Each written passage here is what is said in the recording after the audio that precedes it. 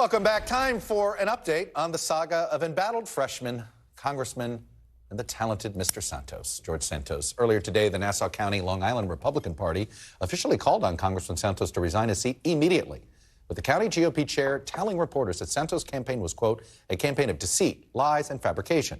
That sentiment was then echoed by the head of the New York State Republican Party.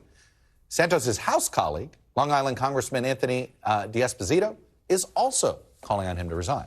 Now, Santos told reporters today he will not step down, and House Speaker Kevin McCarthy doesn't seem ready, or I guess eager, depending on how you want it, to force him out either. Here's what McCarthy had to say to my colleague Garrett Haake earlier this afternoon. The voters elected him to serve. If there is a concern and he has to go through the ethics, we'll let him move through that. But right now, the voters have a voice in the decisions, not where people pick and choose based upon what somebody's press has. So he will continue to serve. So, doing a bit of math here, it's easy to see why McCarthy perhaps needs Santos to stick around for a bit. If Santos is gone, that's one less Republican, and the party's razor-thin 5-seat House majority. And in a special election, could that seat easily flip to the Democrats? It's a 50-50 seat, so of course it could. So joining me now on set, national political correspondent Meridith McGraw, Washington Post columnist and NBC News political analyst Eugene Robinson, and Republican strategist Matt Gorman. Meridith,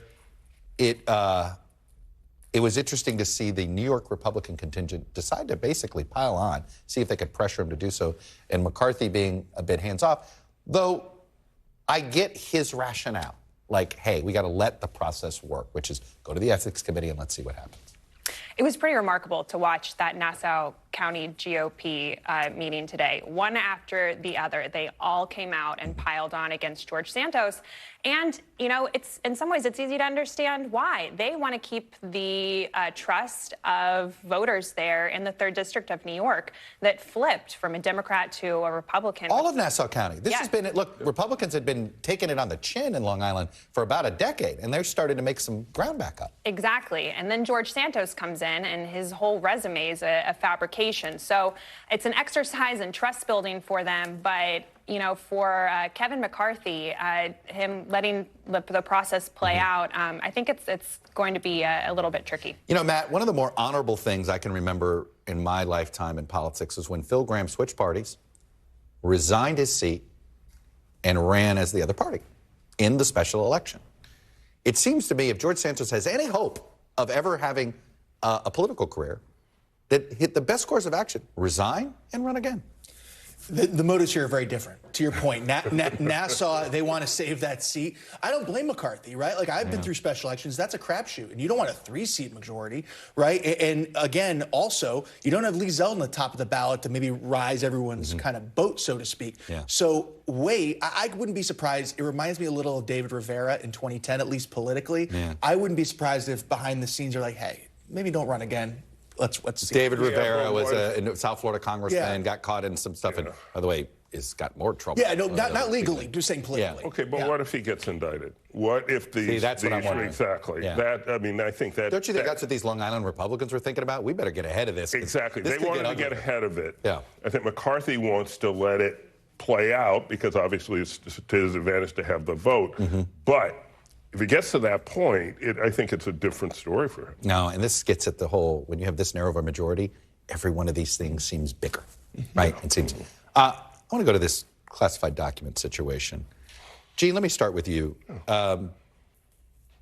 They're totally different, and yet it feels as if, and yet, right? And yet it feels like whatever momentum there was to indict Trump, politically feels as if the air was let out of the balloon. Does it politically, it certainly does change things. I mean, it doesn't necessarily change things legally. We're still finding out about the Biden documents, right? I mean, you know, this news today that there are some other documents. We don't know if it's at this point. We don't know. We don't. Now, in hindsight, I hope they scrubbed every place he's ever lived in the last 6 years. Exactly, and certainly, and they should, and I'm sure they will.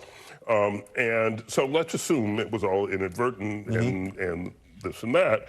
If you decide that clearly there was no intent here. Now, what President Trump did was very different, Yeah. right? And they tried to get these documents back, and they eventually had to go in and take them because he wouldn't give them back. That's different, but it certainly does change the calculus, I think, politically, or at least the atmosphere politically about if you're going to prosecute Trump for what he could argue, perhaps wrongly, was carelessness. Right. And it's your Justice Department doing it, and you're not being prosecuted.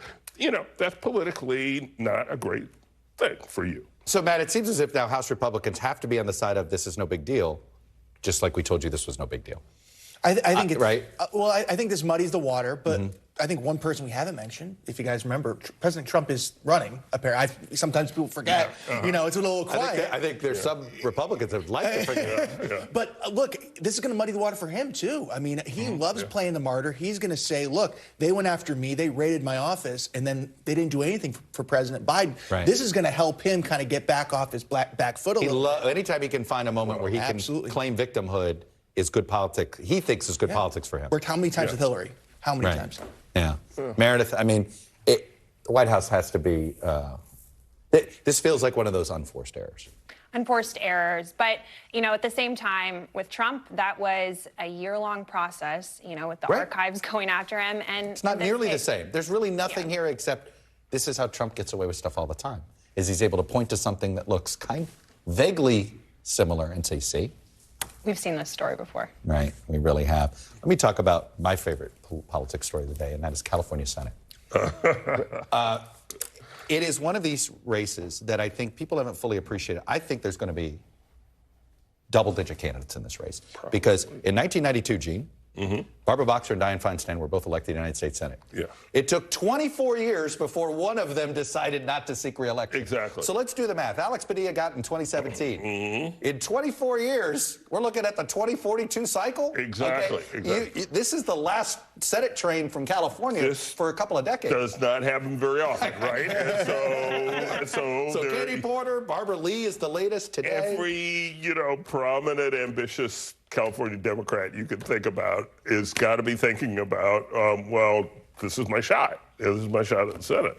And so when we have Katie Porter and Barbara Lee is now apparently talking about running, and they won't be the last. No, Ro Khanna, Adam Schiff. Exactly. I'm waiting for Arnold to say that he'll run as an independent. I mean, there's all sorts of. Matt, you were at the NRCC back in the day.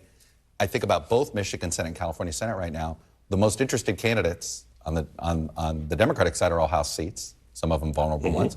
And even on the Michigan side, it's John James, who I think Sean Hannity was on TV last night going, you should stay in the House.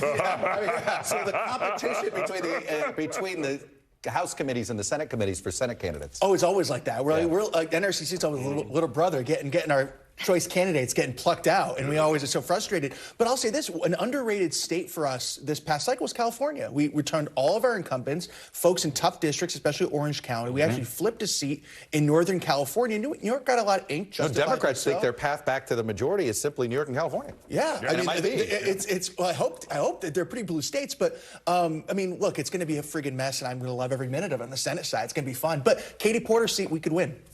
We could win that. You almost won it this last time. Yep. But it's going to be, there's going to be some huge names in here, and it'll be interesting to watch the progressive movement. Ro Khanna, Katie Porter, they're both, Barbara Lee. Adam Schiff. Progressives they love all of those people. Yeah. It's going to be fascinating to watch if that becomes, it's inevitably going to get nasty. And it's going to be expensive.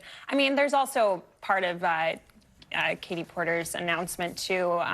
There's some trickiness with timing. Obviously, Dianne Feinstein hasn't announced that she's resigning, but she sure has been there a long time. Yeah, well, I was just going to say that would be if she doesn't finish her term, then suddenly Gavin Newsom's, and he has said he's going to pick a black woman because, he hasn't. So most people assume that's Barbara Lee. Barbara Lee, she would be my first candidate that he would pick. And then if she's the incumbent, that's a different, that's a different dynamic. 77-year-old freshman senator. Again, these seats don't open up. I get it. If I were them, I'd do That's it. the point. Again, Yeah. 77 is the new 52. If you're Feinstein, you're just going to get 12 years out of it. If you're hey, Feinstein's age. California ambitious people, it's now or 2042, okay? Or the 2044 presidential. All right. Meredith, Eugene, Matt, thank you for humoring me on that. Thanks for watching our YouTube channel. Follow today's top stories and breaking news by downloading the NBC News app.